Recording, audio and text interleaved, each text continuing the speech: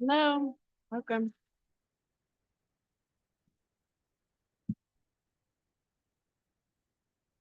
Hola, hola, buenos días.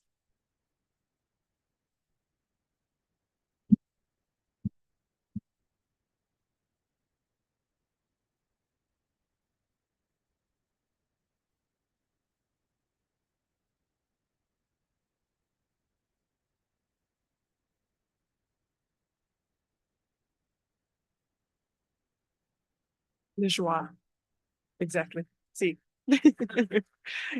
Qué confuso, ¿no?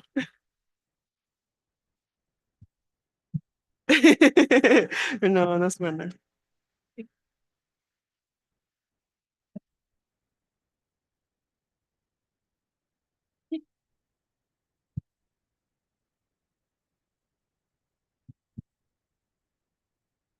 Okay. Hello, everybody. On behalf of the National Autonomous University of Mexico and the Escuela Nacional de Lenguas, Lingüística y Traducción, I want to welcome you to this event. Today, we're going to have Katie Lajoie, I hope I pronounced it correctly, with us. But before we actually start, we're going to listen to the safety measures of the auditorium.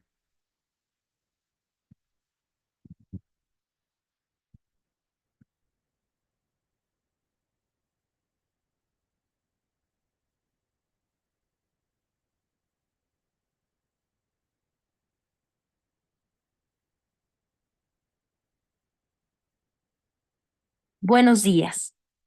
Antes de dar inicio a este evento, les transmitimos este mensaje de la Comisión Local de Seguridad de la escuela.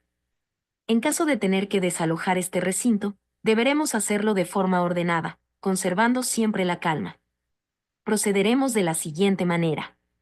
Las personas que ocupan las primeras 5 filas deberán hacerlo por la salida de emergencia, ubicada a la derecha de este auditorio.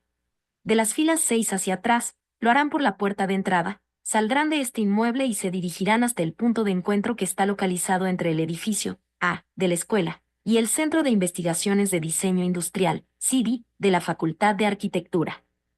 Si alguna persona no puede desplazarse rápidamente, deberá resguardarse junto a las columnas, que son los lugares señalados como las zonas de menor riesgo. Le solicitamos seguir en todo momento las indicaciones de los brigadistas. Gracias por su atención. Okay. All right, so we're gonna get started. As far as I know, Katie has participated in the ETA program in Mexico City with Comexus Fulbright Garcia Robles. And currently, she's an advisor for the Program of International Education, Education USA. And well, the importance of this talk is definitely inviting you to seek for all the international programs that there are for you to be able to go beyond our horizons, really, and to be able to study abroad and have this opportunity. No, and Katie is here precisely for that reason. So thank you, Katie, for being here. And Thank you so much for the introduction. So my name is Katie, like Katy Perry, even though it's spelled like Gautier. And I was an ETA for 2 years. I spent 1 year in a small town in Yucatan and another year in Campeche, Campeche. And then I came back to work in Mexico City as an Education USA advisor. So my job now is to help students that live in Mexico City, Estado de Mexico, or Morelos study in the United States. And I'm going to explain some of those steps and a little bit more about Education USA today. Since we are a smaller group, if you have questions, feel free to just raise your hand or shout them out. That way, I'm sure if you have a question, someone else does. So without further ado, we'll get started. So studying in the USA is possible. So we're going to talk about what is Education USA, And then we'll talk about the 5 steps, which are researching your options, completing your application, financing your studies, looking for scholarships and loans, applying for the student visa. And then we have a little overview, a calendar in case you're looking forward, because it is kind of a long process. And then, of course, we'll have time for questions at the end. And at the very end of the presentation, I have a table outside. Maybe you saw it. There's some information about various universities, not all of them, obviously, but I'll also have prizes. So make sure to stop by there after to get your prize. Okay, so Education USA. Education USA is a global network that's funded by the US Department of State. And the goal is to promote education in the United States, superior education, so college and university in the United States, all across the world.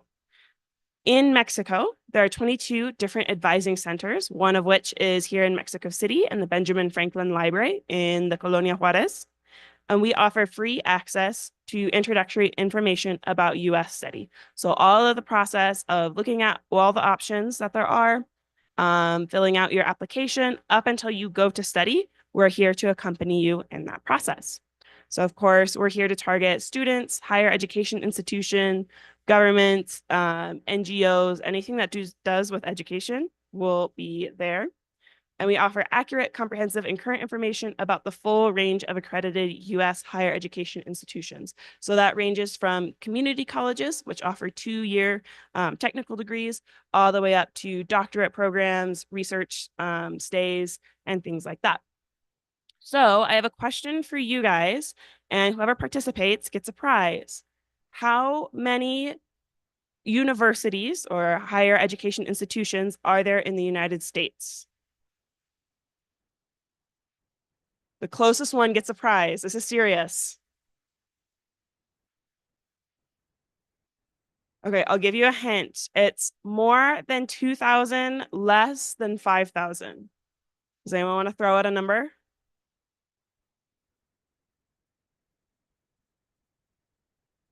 3,000? Okay. Do we have anyone else who wants to guess? 4,000. Okay. Anyone else wants to guess? 3,500, splitting the difference. 2,500. Okay.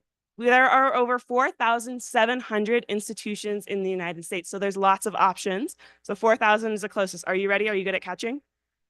Okay. I'm going to throw it. Ay. I'm bad at throwing. That's my bad. So there are over 4,700 institutions in the United States. So searching for your options, it should just be a cap. You should be able to put it on. If it broke, let me know. I'll get you a new one, and I won't throw that one.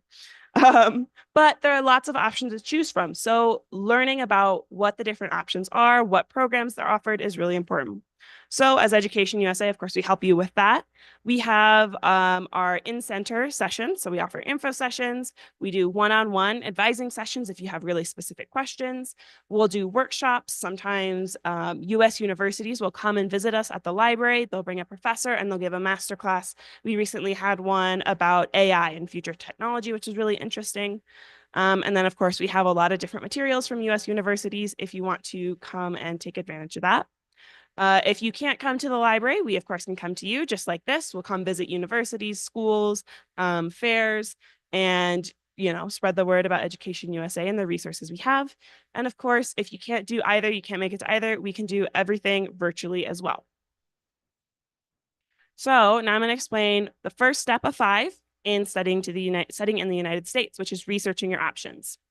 So there are 2 types of post-grad programs. There are master's degrees and doctorate degrees. Usually you get your master's first, then you get your doctorate. Same as here.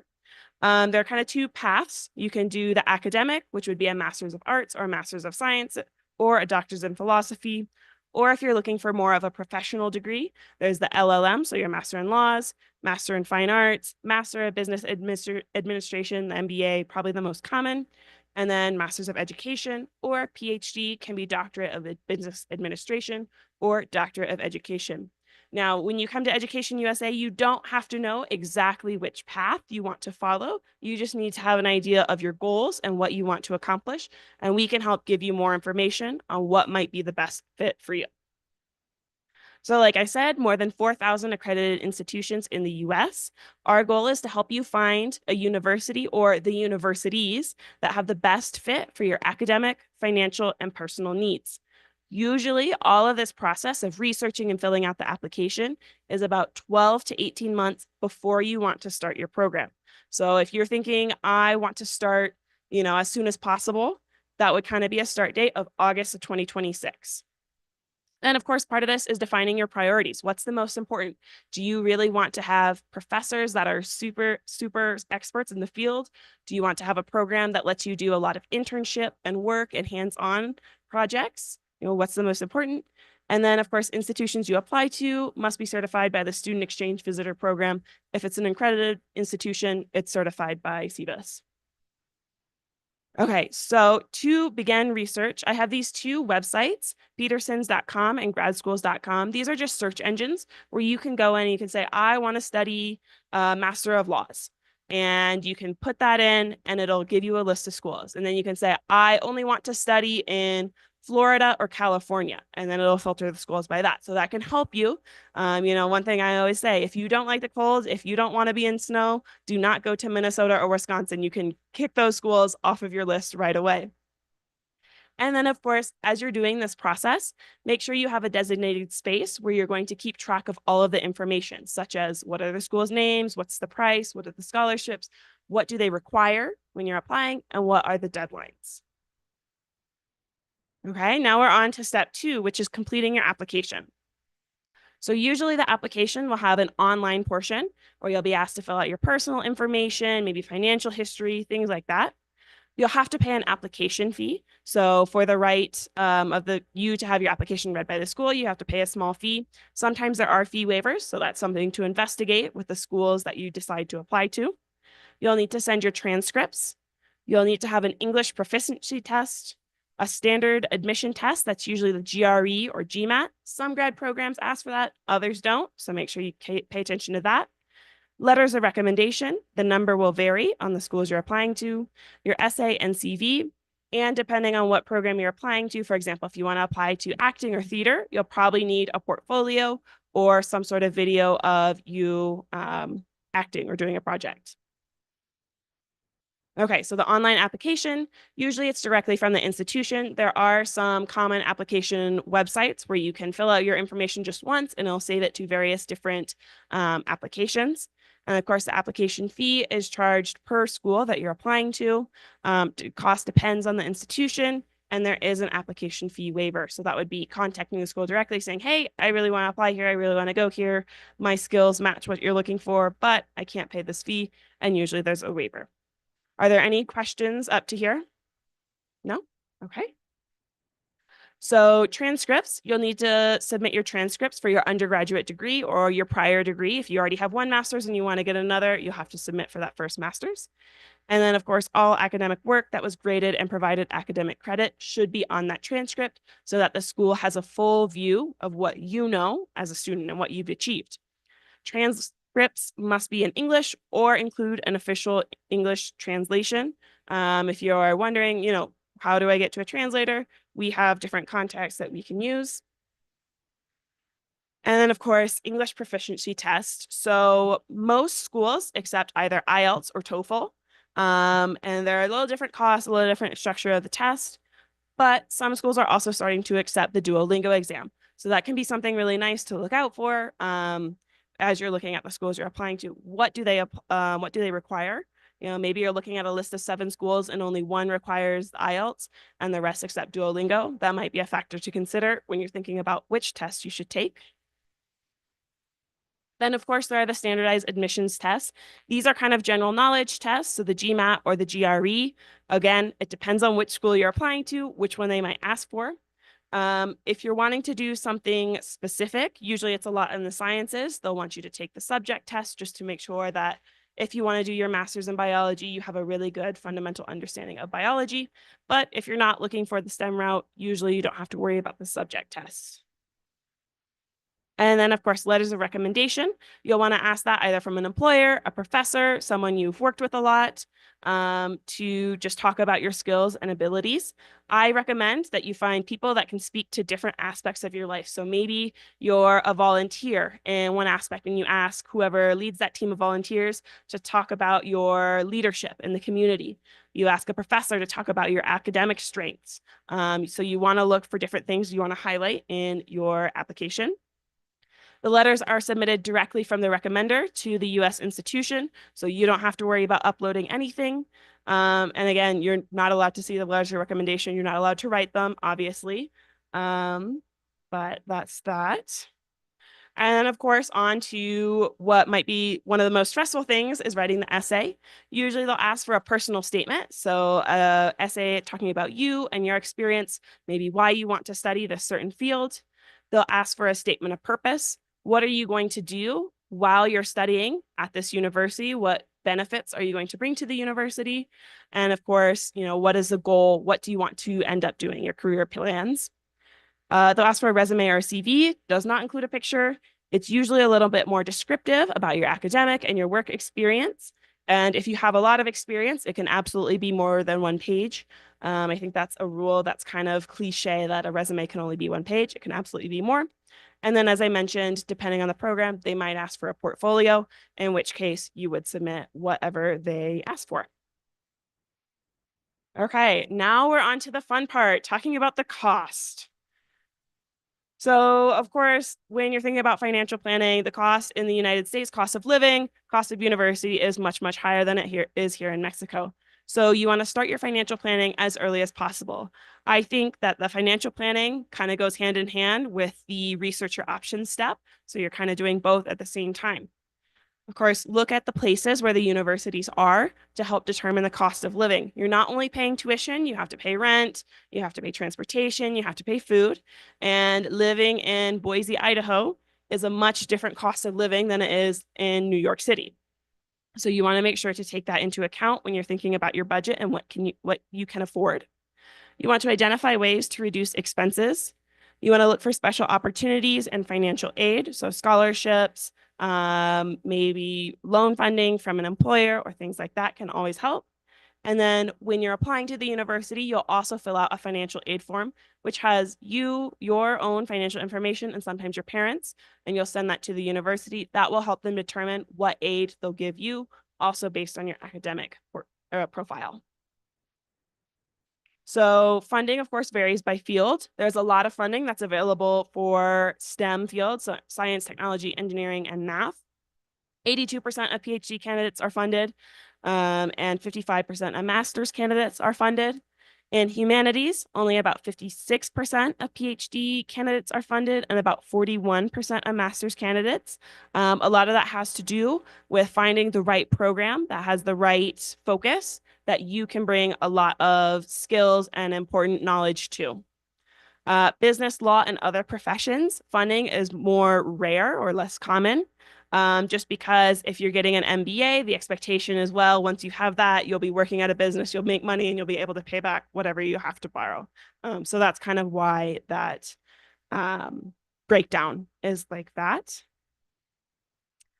So of course, as we said, more funding for doctoral versus master's programs, but that doesn't mean that you should immediately go right to a doctoral program if it's not the right option for you. Research and doctoral universities or master's institutions, they tend to be a little bit different. Doctoral and research institutions tend to be larger, tend to have more of a focus on research, not only for the graduate level, but also for the undergraduate level. So it could be possible that you get an assistantship where you're helping teach undergraduate level courses, and that helps fund some of your own studies. And then, of course, academic programs are different from professional programs like the LLM, medical school, dental school, MBAs, and things like that. And how they look at their candidates, how they evaluate the profiles is different as well. Of course, any questions that you might have on that, feel free to ask me after, and I'm happy to go into more detail. Okay, so now let's get into some more of the numbers, the fun part.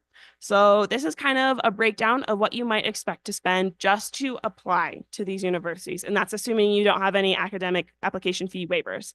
So application fees can be between 35 to 250 per institution. Sending your documents can be around $50. Translation around 100. Courier, so sending them again $40. Evaluation of credentials can be up to 220. You'll likely not have to worry about that with your degree here. TOEFL or IBT, TOEFL IBT or IELTS, if you have to take that test, about $200, GRE or GMAT, about $220. And if you decide to take test preparation courses, around $1,000. Of course, that's up to you. I will also like to plug at the library where we have our advising center. They have a ton of free resources for test prep. So don't feel like you have to immediately pay a test prep course. Okay, now looking at what would the college tuition look like. Now, this is, of course, without any scholarships, so make sure to take that into account. Tuition and fees is around $15,000 to $60,000 per year. That's a huge range. It really depends on the type of institution you're going to and the degree you're looking to pursue. Room and board, again, that's a huge range, $8,000 to $18,000. That depends. Are you going to live on university campus housing? That can be a little more economical. Do you want to live in downtown Manhattan, which is going to be a lot more expensive?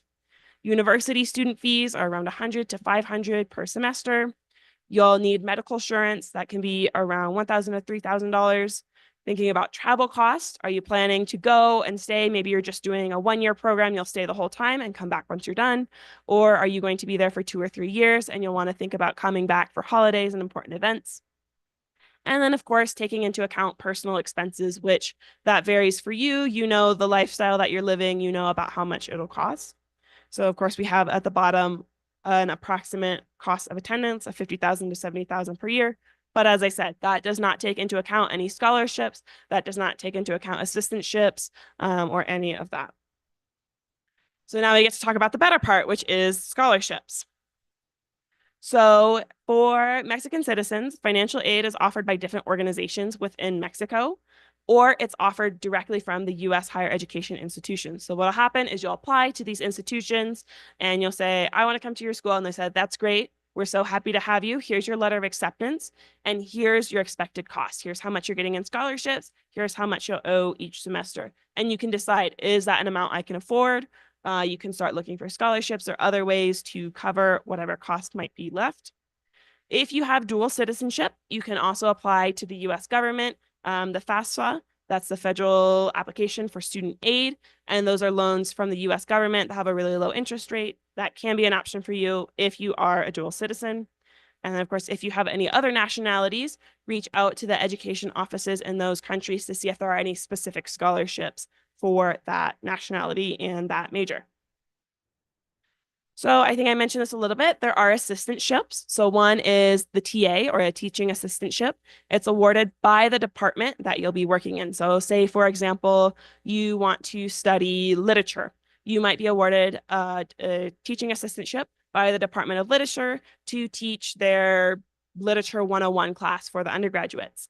That is a paid position where you can help pay some of your living expenses or your tuition. If you're doing a research pathway, you can also be awarded a research assistantship, which is awarded by professors that are working on a specific research project. And then you'll help them in their lab or doing whatever research that they might be doing. And it helps contribute to the thesis that you'll be doing in that major. There are also graduate assistantships, which are awarded by the grad school in general. And they can be administrative things. So maybe working in an office, helping answer calls, answer emails, or working in the library, helping students find books, etc. So talking about professors in the United States, professors manage teaching and research assistantships. So they're like your boss. You need to communicate with them, obviously. And you can learn about them and their research through looking them up on Google Scholar. Or through the school's website, you can see their publications. Maybe they have a really interesting research topic or they work on a specific course that you're really, really interested in, or you think you could have good perspective to share. And that can be a way to make a connection with the professor. So that's when you would write to them with your academic interests and what you can contribute to the research. And they should know about you if you're wanting to work with them before the school receives your application. So the school would receive the application and say, hey, professor, do you know so-and-so? And I say, yeah, they've been talking to me. They want to do XYZ project. Okay, so also something interesting in the United States, they have two different payment scales for tuition. One is in-state, so for residents that live in Texas, for example, they pay a different cost than residents of California who come to study in Texas. The reason they do this is because people who live in Texas, they want them to stay in Texas, and they've been paying taxes to help support the schools their whole lives, no? Or at least their families have. So several universities actually offer out-of-state tuition waivers. Texas is one of the states that offers in-state tuition, so the lower cost of tuition for Mexican students. So that can be a really good option if you're looking at public universities in Texas. Take that into account. You'll be paying in-state tuition instead of out-of-state tuition. So that's one way to immediately kind of cut costs. So a lot of that information is about Texas. Hopefully more schools will start to do that because it's a great way to get talented students into their universities. And of course, for more information, the best source of information is from each university's website. They're going to have the most up-to-date and most current information for you.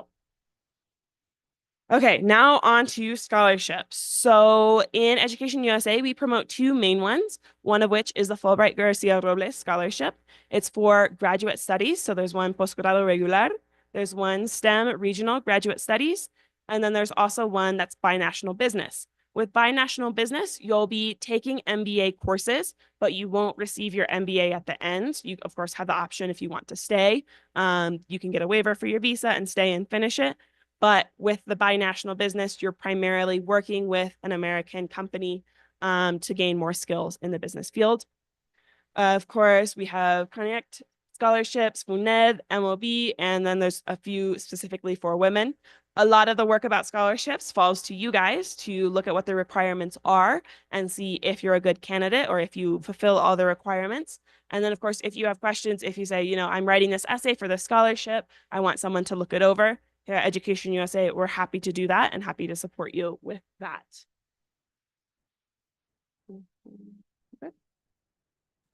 Okay. Okay, so talking more about Fulbright Garcia Robles, the Estudios de Posgrado is for all fields of study except for clinical, so you can't go into medical fields if you want to get a Fulbright scholarship. You have to do a lot of work to apply to this scholarship. I won't lie, it's a pretty long process. You need a minimum GPA of 8. You need a TOEFL or IELTS certificate, as well as a GRE.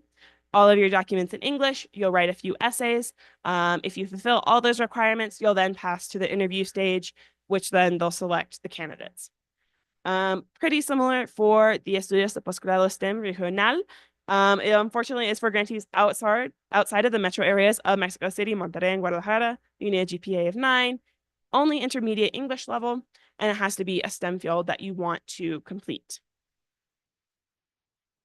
So requirements, 3 letters of recommendation. Of course, those can be from professors, bosses, volunteer coordinators. You'll need your official transcripts, your título, or your letter of intent to finish your título if you're still in the process of finishing your degree while you're applying. Personal statement, study objectives, and CV. Doctoral candidates, so if you're wanting to apply to a doctorate degree, you have to have a writing sample, and fine arts needs a portfolio. So what are the benefits of doing all this work for this scholarship? You get support during the university selection process. So scholarship recipients get help or advice from Comexis as they're looking at the schools, as they're writing their letters, or excuse me, their essays to apply to those schools. You also get help with admission fees and test fees. So for example, maybe you take TOEFL once to be able to apply to the scholarship, but you want a better score, you need a better score for the program you're looking at. They can help cover that test fee. You get an annual scholarship of up to 25,000 US dollars. And that's up to 2 years for a master's degree, up to 3 years for a PhD. And that money can be used for tuition, for housing, for living expenses. So it's not just based on just tuition. You can use it for a lot of things.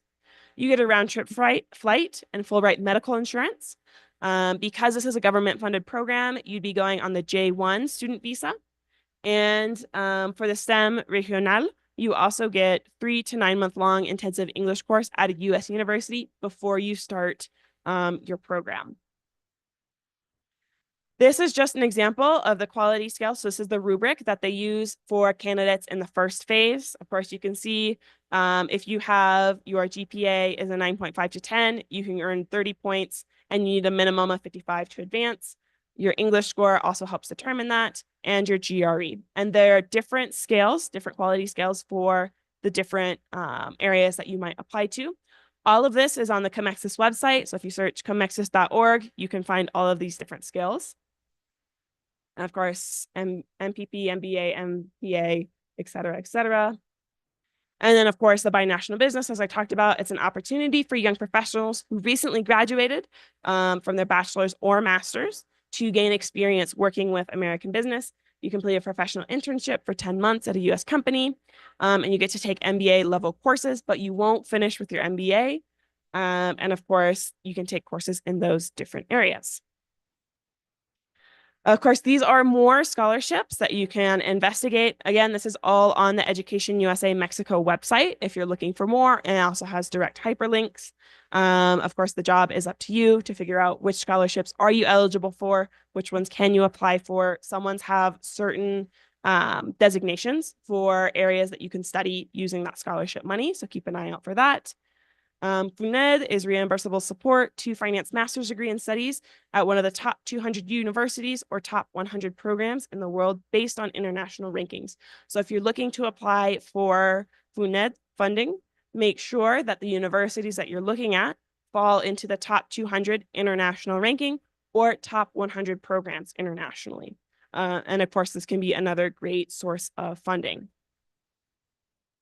And these are all the supported fields by FUNED. There's also the Magdalena Scholarship, so 2 years of work experience, master's degree in any field except the ones that are listed, and a commitment to return to Mexico upon completion of the master's degree. The return to Mexico is often a caveat in many of these scholarships because the governments that fund them or the organizations that fund them want to see students go educate themselves and come back and bring all of the skills and all of the binational connections that they have back to Mexico. And of course, those are more requirements for the scholarship. And another one for the American Association of University Women. It's a fellowship, so you'd be working on a project while you're studying. The Amelia Earhart Fellowship for aerospace-related fields. And then, of course, there are different information for loans. So if you can't have all of your cost needs covered by scholarships, covered by the university, covered by assistantships, you can also look at loans that would help you finance your studies. Okay, so once you've done all of that, once you've applied to the universities, you have your letters of acceptance. That's when you'll apply for the student visa. So of course, the information about the requirements are here on this page. You'll need to show proof of your family or your own economic resources to attend 1 year of school. So the cost of attendance. That's why we recommend in financial planning that you start saving as soon as possible, because in order to apply to the visa, you have to show that you have those funds. Okay, and now a little review. So the calendar, if you want to start in fall 2026, so August 2026, right now we're in the first phase. So looking to start researching, looking at your options, what's interesting to you. And then of course, March through June of this year, you'll want to start studying for the test and register for the test. Don't forget to sign up. Otherwise you won't have any test skills. June through August, that's when you start writing your personal statement. You can get different advising suggestions from me or from my coworker, Mariana. You'll want to research in depth the school list that you have. So maybe you start with a list of 20 and you're going to narrow it down to 7 or 8. Then of course, August through October, you'll be preparing your necessary materials. So finishing up your essays, asking for transcripts, In October through November, you'll be finalizing your applications, revise that you have everything that you'll need on time. November through December is when you'll submit your applications, and that's the ideal date, usually around November. That way it's off your plate, you don't have to worry about it. December through January, you can work on those financial application documents. And then February and April is usually when universities will send out their letters of acceptance. April through May, you get to look at all the options that you have, decide which one is the best for you, and make your decision. June through August, you'll organize your finances, you'll get your student visa, you'll make your travel arrangements, and you'll attend a pre-departure orientation hosted by Education USA. And then August and September, you'll get to start your program. Of course, if you're looking to start in August of 2027, for example, just take this calendar and add a year to it. No? Okay, so I threw a lot of information at you. Thank you so much for listening. So what's next? So to start the process, you need to research your options online. You need to find all the information you might need on the webpage of each institution. Make a list of potential programs or institutions of interest, and make sure to include the exact and complete name of the institution, the location, the city and state, and the official webpage. I always like to warn people, there's a difference between Cornell University, which is in New York, and a difference between Cornell College, which is in Cornell, Iowa. You don't want to think you're going to Cornell University and end up at Cornell College. So make sure you pay attention to that, college use versus university. Sometimes it can be tricky. You want to look at the admission requirements, the costs, the financial aid, the international students or Mexican students acceptance rate, and comparing your own profile to that of the accepted students. Make a list of likes and dislikes about each university. Maybe your best fit, maybe you just don't really like the exact place where it is, but it has the exact program and the professors that you want to work with. Make sure you put down deadlines and any questions that you might have to ask either an Education USA advisor or talk directly with a recruiter from one of the universities. So what we expect from you if you're going to come and ask for advising appointments. So you can request an appointment with us at our email, mexicocity@educationusa.org. Be prepared for your appointment. Come with questions or come with an idea of what you want to know. Or maybe you're thinking, this is what I think I need to do for next steps. Can you confirm? We really recommend you get a membership for the Benjamin Franklin Library. They have a lot of free resources. And I've got a few of calendars of their events. They've got a lot of English events and workshops that might be of interest to you. Attend the sessions and webinars held by Education USA, where we share important information about the process. Keep your advisor updated about your progress. Don't email me, in 2 weeks, I'm ready to start the process, and then email me again in October saying, okay, what do I do next? Because you'll have wasted a lot of time. And make sure you talk to your family or people who are helping support you in this process about your plans to attend US institutions, your budget and your calendar, and if they can make a family contribution. That can also be something that you'll want to take into account. And then, of course, attend the pre-departure orientation. I also want to let you know we have a early bird graduate advising cohort that we've started just in February. So we've had 2 sessions. We're on to our 3rd, where we have a US institution come to a Zoom meeting once a month. They'll explain a part of the process. They'll talk a little bit about their university as well. So you have the option to get to know different institutions. And then we give you a small homework assignment. It's not too much, I promise. So you can work on your application to have it ready by August of 2026. If you're interested in this, all you have to do is send me an email, or you can come talk to me after this presentation and I'll give you more information on that. We also have a WhatsApp channel where we share different events and programs, webinars that we have. And if you don't like WhatsApp, I also have our social medias listed on the next page, but I'll give a second for people to scan this.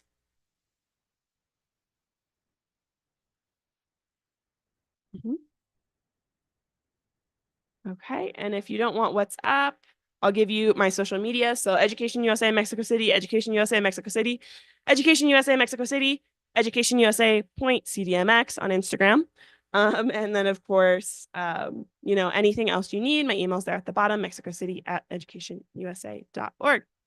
With all of that being said, does anyone have any general questions that they'd like to ask? If not, I'll also have my table out there. You can come up and ask me more questions and get free prizes.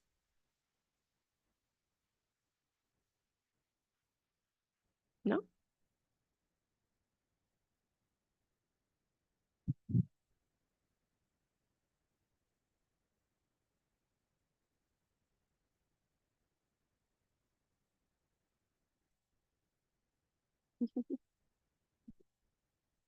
Sí, exacto.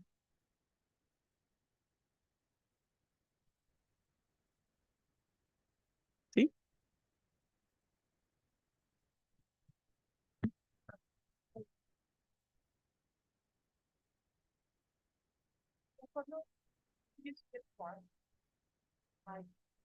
Maybe, I don't know, the finance or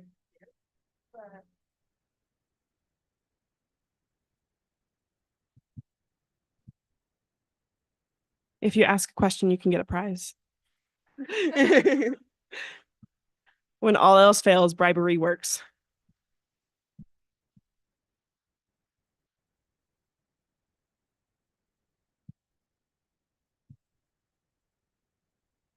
Hi. Hi.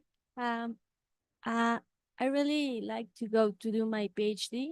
Currently, I'm doing my master in history, but I would like to do my PhD. And I want to know if you, how many universities you think it's to do the application? I mean, how many? Like five? I don't know. Yeah, no, that's a perfect question. So usually we recommend students apply to 3 different categories of institutions. One is reach institutions. So those can be schools that have a really low acceptance rate. So thinking like Harvard, Stanford, it's hard for anyone to get into those. So that might be 2 schools in your reach category. Then we also have your target category. Those are schools that fit your academic profile. So they're looking for students that have, the exact same GPA, test scores as that you have. And that they have a higher acceptance rate, so you're a little more likely to be able to enter, or maybe they have a little more funding options for you. That's also a good place to put your target schools. That might be 3 to 4 institutions. And then, of course, we also have safety schools. So you're going to do all this work all year long of preparing your applications. We want to make sure that you're able to enter a school. So you might have a little bit better GPA or test scores than what your safety schools are asking for. That's not to say that the safety schools are bad. You're still going to get a quality education. The professors there are still professionals and experts in their field. And we might say you want to apply to 2 to 3 there. So 2, 4, and 3, that's around 9. But depending on your budget, you might say, I'm only going to apply to 1 reach school and 3 target and 1 safety. That might be how it works out. Great question. Thank you.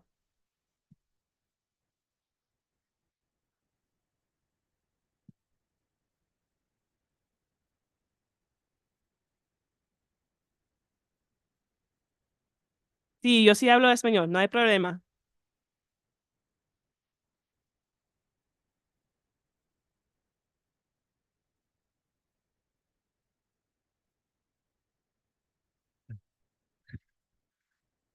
Mi duda es que yo he visto que en muchas solicitudes para entrar a universidades no te piden requisitos tan estrictos como aquí en México, que hacer exámenes o ese tipo de cosas.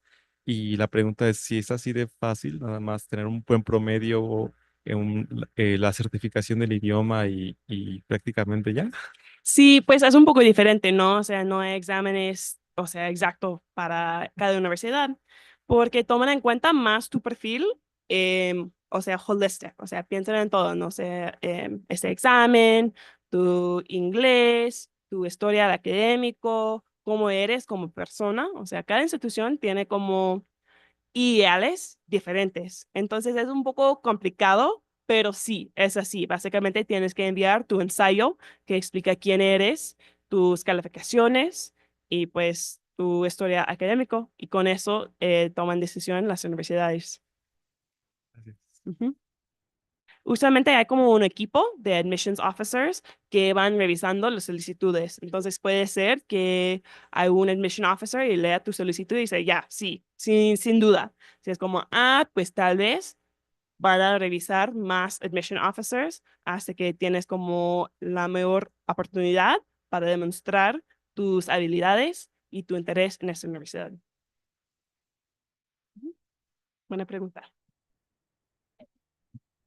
Hi, for if I want to log in a university, I need to go community college before. Great question. So community colleges are 2-year institutions that offer an associate's degree. What you can do is you can start an associate's degree and then transfer after 2 years to a university to finish your bachelor's degree. I'm assuming you're already studying your bachelor's degree right now. So you don't have to go to a community college if you're wanting to do a master's or a doctorate degree. You would go directly to a university. If you wanted to do a professional certificate course, maybe you're really interested in business management, but you don't want an MBA, you can go do that at a community college, and that can be a great option. Community colleges are also good options if you want to take an intensive English course. Usually they're more economic options than doing an intensive English course at a university. And that's not to say they're worse options. Their structure is just different, so they're able to offer a similar quality education at a different cost. Else?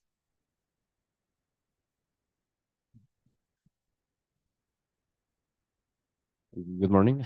My question is it difficult to get the visa for the students? Is a long process or is more simple as my partner mentioned, when you get your qualifications and all of this, it's more easy, it's easier or?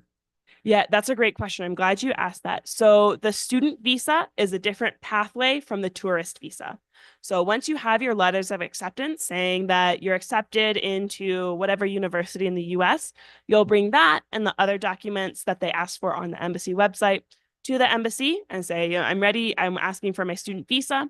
And the process there is a lot more streamlined. So it's much more reasonable and possible to get the student visa in 3 months than compared to trying to get a tourist visa, which I know is a whole different and whole much longer process. But yeah. Anybody else?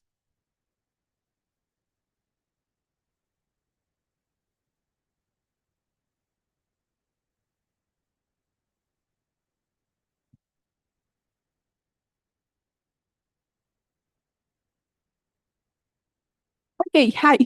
Hello. My question is, how important is it to have working experience to apply to an scholarship?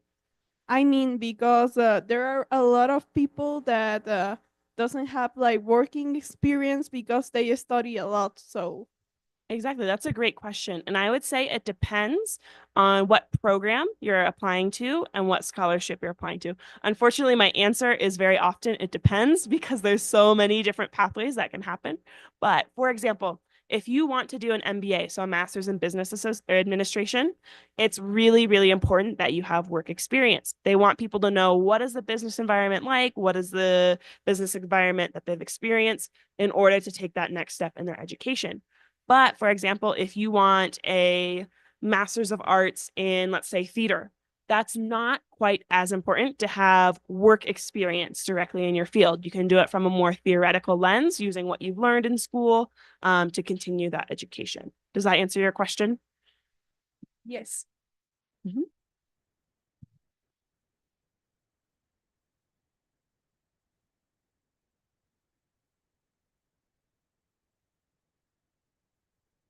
Yes, please come visit my table outside. I've got different prizes. If you ask me a question, make sure to come get that. I've got stickers, I've got notebooks, and I've got different information packets from different universities as well. Thank you. Thank you for being with us, Katie, and well, thank you for attending also the conference. Thank you very much.